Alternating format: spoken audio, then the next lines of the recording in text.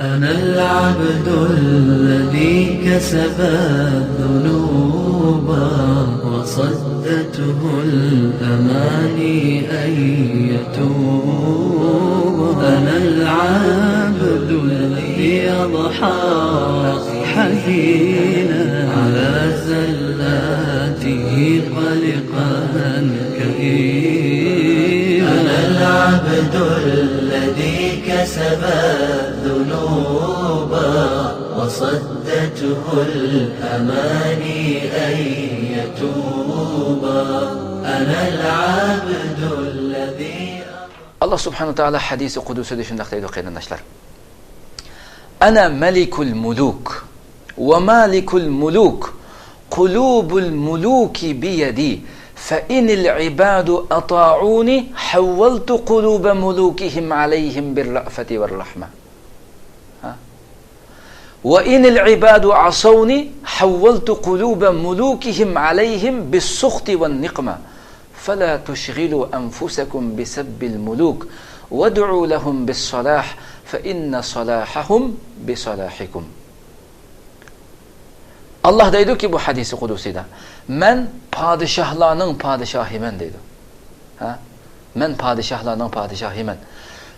Gül padişahlarının mülkünün ilgisi men deydi Allah subhanahu ta'ala. Padişahlarının kulupları, kalpleri, yürekleri, kalpleri menin kulumda deydi.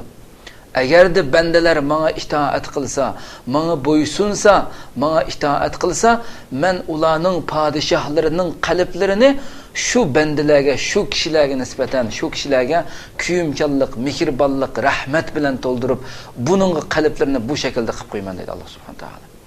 Eğer bendeler bana asilik kılsıyor, asilik kılsıyor, ben bu vakti ulanın padişahlarının kalplerini ularga zulüm saldığan, ularga gazap kılıdığan, ularga bağ eğirçilikini salıdığan bu şekilde kalplerini bunda kıp koyman dedi. Şunun için sizler özenglerini, padişahlarını tıllaş bilen, emir, Müslümanlar üstündeki kişilerini tıllaş bilen avarı kılıp bunun bilen meşgul kılmanlar. Onların ıslah buluş için dua kılınlar. Allah'ın onların ıslah kılışı için dua kılınlar. Çünkü şeksiz ki onların ıslahı, onların yaxşı buluşu, ıslah tepişi, sizlerinin ıslah buluşunlar, sizlerinin doğru yolda menişinler bilen buludu. Dep bu şekilde hadisi kudüs edilgeninden. كسب الذنوب وصدته الأماني أن يتوب. أنا العبد الذي